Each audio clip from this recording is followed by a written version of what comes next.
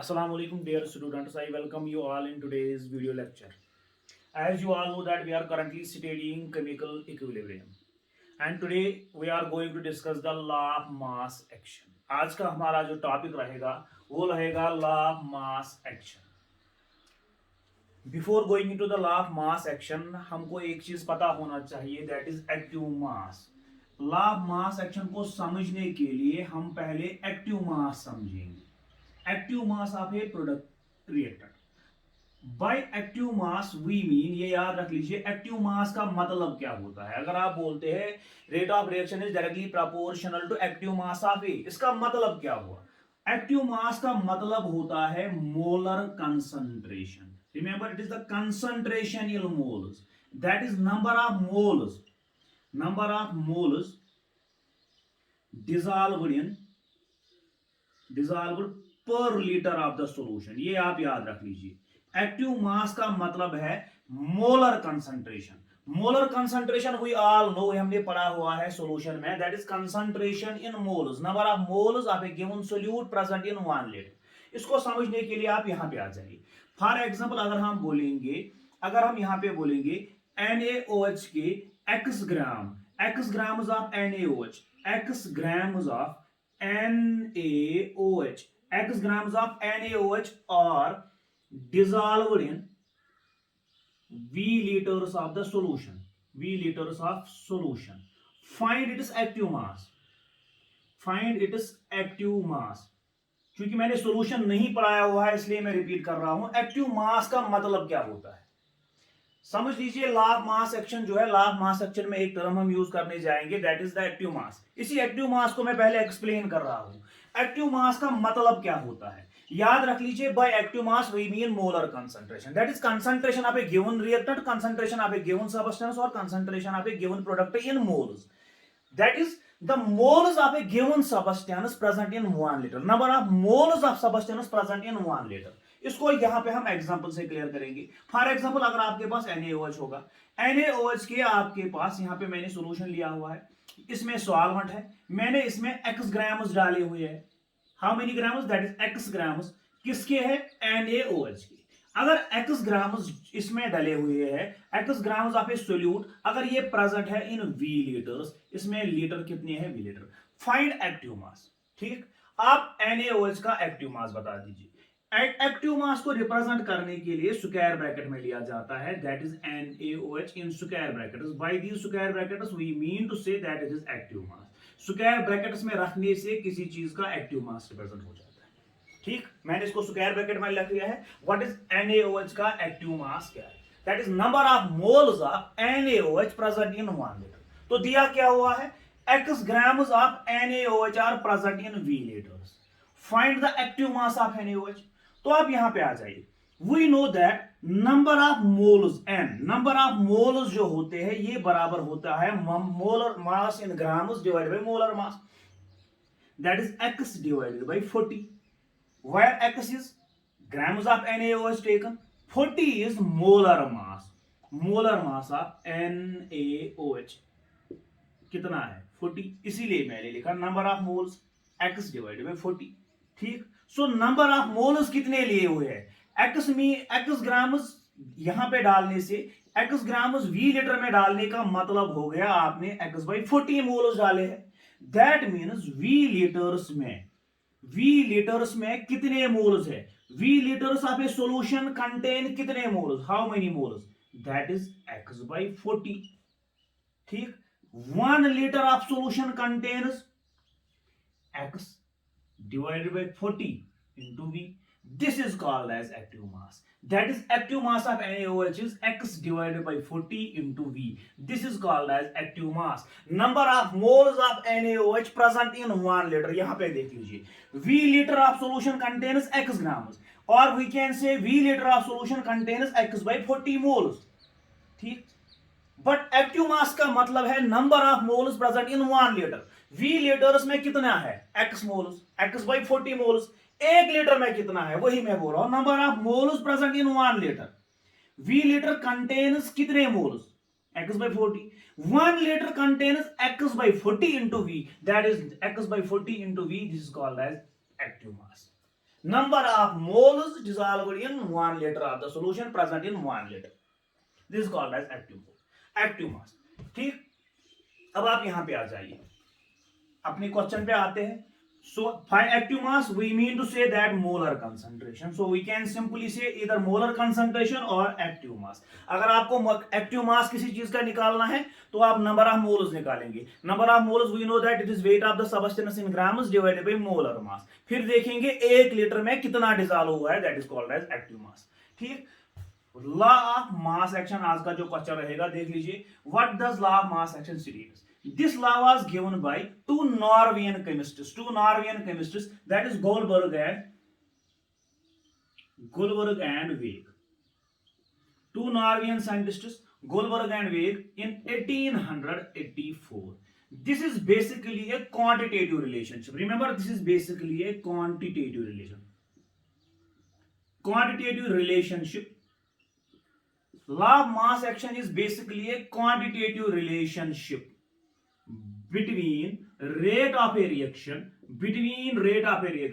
and concentration और rate के बीच की जो क्वांटिटेटिव रिलेशनशिप है, क्वालिटेटिव रिलेशनशिप नहीं.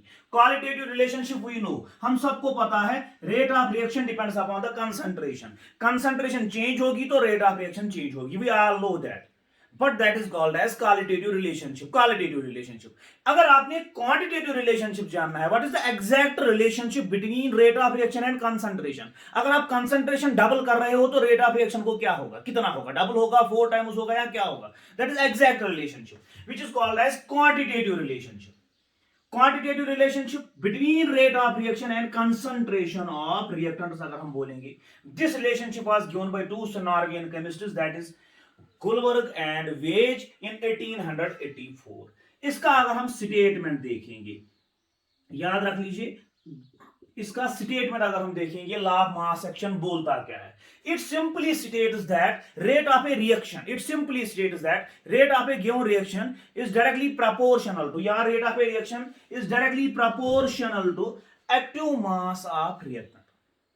या हम ऐसे भी बोल सकते हैं, rate of a reaction is directly proportional to rate of a reaction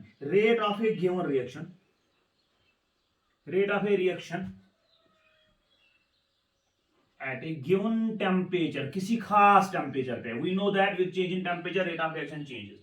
rate of a reaction at a given temperature is directly proportional to product of active masses, और हम लिखेंगे मोलर कंसंट्रेशन.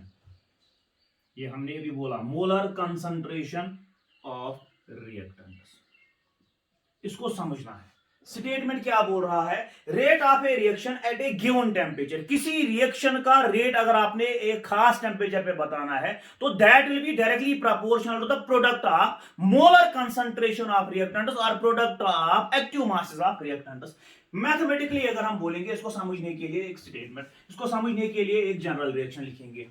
मान लीजिए मैंने एक रिएक्शन लिया हुआ है, A plus B gives C plus D. A and B forms the reactant. सिर्फ रिएक्शन जो है ये फॉरवर्ड डायरेक्शन में हो रहा है, तो these are reactants, these are products. A reacts with B to form C and D. What is the rate of reaction? How rate of reaction will depend upon A and B. इसके लिए एक law आया जिसका नाम है law of mass action. According to law of mass action, remember, according to law of mass action, rate of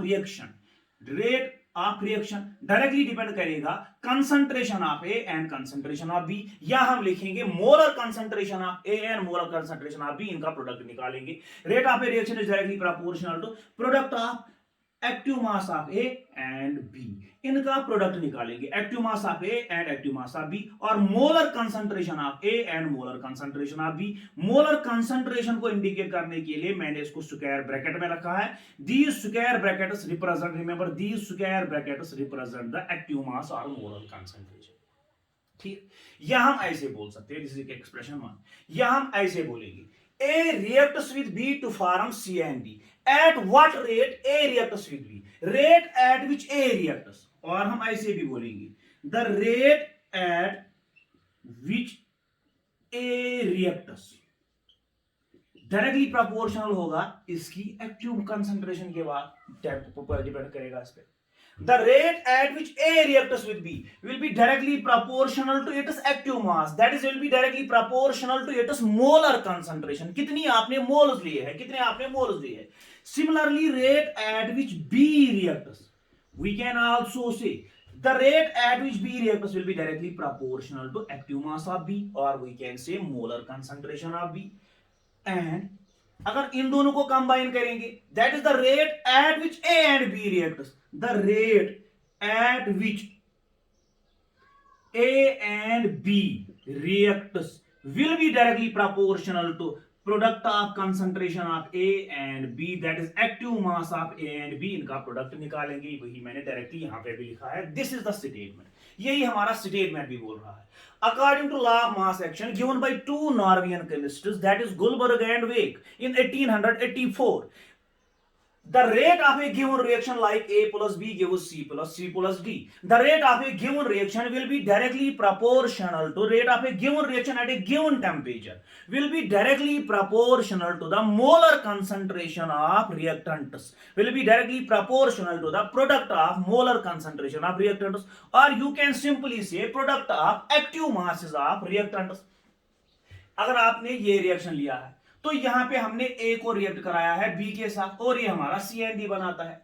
अगर आपको बताना है the rate at which A reacts, according to law of mass action the rate at which A reacts will be directly proportional to active mass of the A, and the rate at which B reacts will be directly proportional to active mass of B. And according to the same law, if we have to find the rate at which A reacts with B to form C and D, it will be directly proportional to the product of A and B, product of concentration of A and B. That is this. This is called as mathematical form of, this is the mathematical form of law of mass action. ठीक, यहां पे हम ऐसे भी बोल सकते हैं, क्योंकि ये लिखा है हमने rate at which A and B reacts will be directly proportional to A, that is the rate of reaction. Reaction में सिर्फ ए और बी इन्वॉल्व हो रहा है, और we can say rate of a reaction is directly proportional to product of concentration of A and B, that is product of active masses of A and B. ठीक, यहां पे आ जाइए। हम अगर हमने प्रोपोर्शनलिटी को खत्म करना है, इसकी जगह हम इक्वालिटी को लाना है, अगर प्रोपोर्शनलिटी को कन्वर्ट करके इसकी जगह इक्वालिटी को लाना है, तो there will be a constant, एक कांस्टेंट आ जाएगा, that is rate of reaction is directly proportional to, की जगह लिखेंगे rate of reaction is equal to small K into concentration of A product of concentration of B, where K is called as, remember this K is called as rate constant, इसको rate constant का नाम दिया गया है, या इसको velocity constant का भी नाम दिया गया है, या इसको हम बोलेंगे specific rate constant, वो हम आगे बताएंगे ये specific क्यों होता है, specific rate constant। ठीक, this is the mathematical form of law of mass action। ठीक, थोड़ा इसको complicated और बनाते हैं, देख लीजिए। The rate of a reaction is directly proportional to the product of active masses of reactants, product of active masses of reactants. By active mass we mean to say that concentration in moles, that is number of moles of A dissolved in 1 liter, number of moles of B dissolved in 1 liter, this is called as active mass। इसको कैसे निकाला जा सकता है वो भी मैंने अभी आपको पहले दिखाया। अगर आपने मोलर कंसंट्रेशन निकालना है तो उसका तरीका हमने सीख लिया है, हमको सीधे बोलना है कितने ग्राम्स हमने कितने वॉल्यूम में लिए हैं, तो number of grams can be converted into the number of moles, कितने वॉल्यूम में लिया है, फिर देख लेंगे कि एक लीटर में कितना आया है, जो हमने पहले ही बोला है। ठीक, अब आप यहां पे आ जाइए, इसका एक और स्टेटमेंट लिखेंगे, जहां पे मैंने अभी बोला A reacts with B to form C and D. अगर हम अब ऐसे लिखेंगे twice A plus twice B gives product. ठीक, ये भी एक रिएक्शन है, where 2 and 2 they are called as stoichiometric coefficient, where 2 and 2 this is called as stoichiometric coefficient, यहाँ stoichiometric coefficient of a balanced chemical reaction। balanced chemical reaction में A के कितने moles हैं, B के कितने नंबर्स लिए हुए। ठीक, this 2 and 2 is called as stoichiometric। इसको हमने, हमारे पास एक और तरीका है लिखने का, हम ऐसे भी बोलेंगे A plus A that is 2A plus B plus B that is 2B gives product, अब अगर हमने यहां पे बोलना है ए के कितनी आ गई 2, बी के कितनी आ गई, the rate at which A reactors will be directly proportional to A, the rate at which second A reactors will be directly proportional to, इसका मतलब हुआ कितने लिए है, ए और ए के कितने लिए है 2, that is the rate at which A reactors will be directly proportional to A square, where 2 is stoichiometric coefficient. ठीक, तो हम यहां पे लिखेंगे the rate at which B reactors will be directly proportional to B square, where 2 and 2 are stoichiometric coefficients. तो यहां पे अगर हम आ जाएंगे, एक और स्टेटमेंट हमारा बन जाएगा, अगर हम यहां पे लिखेंगे A times A, B times B, the rate at which A and B reactors will be directly proportional to the rate of a reaction will be proportional to product of concentration of A and product of concentration of B with power A and B, where A and B are called as stoichiometric coefficients, where A and B are stoichiometric coefficients of the reactions। तो यहाँ पे आएगा rate of reaction will be equal to K, rate constant का नाम दिया हुआ है concentration of A into concentration of B, with A का पावर आएगा इसका stoichiometric coefficient that is A, B का पावर आएगा इसका stoichiometric coefficient that is B, and K is called as rate constant और वेलोसिटी कांस्टेंट। तो यहाँ पे स्टेटमेंट हमारा दूसरा बन जाता है, फ्रॉम दिस एक्सप्रेशन एक और स्टेटमेंट बन जाएगा, देख लीजिए। अगर हम यहाँ पे लिखेंगे ए का पावर मैंने कुछ नहीं लिया है दैट इज 1, बी का पावर मैंने कुछ नहीं लिया है, ये वाली रिएक्शन के लिए स्टोइचियोमेट्रिक कोएफिशिएंट ए का ए 1, B का 1, that is product of concentration of A and B, A raised power 1 लिखना या नहीं ना लिखना एक ही बात है, B raised power 1, that is rate of a reaction will be directly proportional to the product of concentration of reactants, product of concentration of reactants या product of active masses of reactants with each concentration raised by power equal to its stoichiometric ratio in a balanced chemical reaction। ठीक, तो यहां पे हम यही statement modify करेंगे, एक और स्टेटमेंट लिखेंगे, according to law of mass action the rate of a chemical reaction, the rate of a chemical reaction, rate of a chemical reaction at a given temperature is directly proportional to product of active masses, product of active masses or molar concentrations of reactants, product of active masses of reactants with each concentration term raised by power equal to its stoichiometric ratio in a balanced chemical equation। ये हमारा law of mass action का final statement बनेगा। ठीक, समझ आ रहा है? Law of mass action क्या बोल रहा है? It is actually A quantitative relationship between rate of reaction and concentration of reactants. ये सिंपली बोलता है रेट ऑफ रिएक्शन जो है ये डायरेक्टली डिपेंड करेगा कंसंट्रेशन ऑफ रिएक्टेंट पे। जितना आप कंसंट्रेशन बढ़ाते जाएंगे उतना रिएक्टेंट रिएक्शन भी बढ़ जाएगा। For example A and B अगर हम लिखेंगे तो यहां पे आएगा rate of reaction will be directly proportional to product of A and product concentration of A and B का प्रोडक्ट। ठीक, समझ आ रहा है? Where this K is rate constant. अगर हमने इसको डिफाइन करना होगा, ठीक, डिफाइन करेंगे रेट कांस्टेंट को, डिफाइन रेट कांस्टेंट। अगर हमने रेट कांस्टेंट को डिफाइन करना है स्मॉल के को, तो हम ऐसे लिखेंगे A plus B gives product according to law of mass action rate of a reaction will be directly proportional to product of concentration of A and product of concentration of A and B, or rate of reaction will be equal to K into A raised concentration of A into B। ठीक, this is according to law of mass action where K is rate constant। देख लीजिए, if concentration or active mass of A is equal to active mass of B is equal to unit or unity, that is 1 mole per liter। Unity मतलब हुआ 1 mole per litre. अगर ये 1 मोल के बराबर है then rate of reaction किसके बराबर आएगा? ये के बराबर आ जाएगा। अगर ए का वैल्यू 1 है, 1 मोल पर लीटर, B का भी वैल्यू 1 मोल पर लीटर है, that is active mass of A and B are same, that is equal to 1 mole per litre. तो इनका वैल्यू क्या आ जाएगा, 1 इंटू के क्या बन जाएगा, के। So rate constant K may be defined as, अगर आपने डिफाइन करना है तो आप लिखेंगे rate constant K, rate constant K may be defined as rate of the reaction. कब, when concentration of reactants is taken as unity, this is the definition of rate constant. Rate constant K, rate constant K may be defined as, ध्यान से देख लीजिए, rate constant K may be defined as rate of a reaction, लेकिन कब, when concentration or active mass of all the reactants is taken as unity। तो यही बन जाएगा रेट कांस्टेंट। ध्यान से देख लीजिए इसको, this is called as law of mass action. Simple सा लॉ है, सिंपल सा लॉ है, बेसिकली रिलेशनशिप है between concentration and rate of reaction. Rate of a reaction directly depend करेगा कंसंट्रेशन ऑफ रिएक्टेंट्स पे, कंसंट्रेशन ऑफ रिएक्टेंट्स का product निकाल दीजिए, उसी पे डिपेंड कर जाएगा। अगर कंसंट्रेशन का कोई स्टोइचोमेट्रिक रेशियो है तो उनकी पावर भी आ जाएगा। ठीक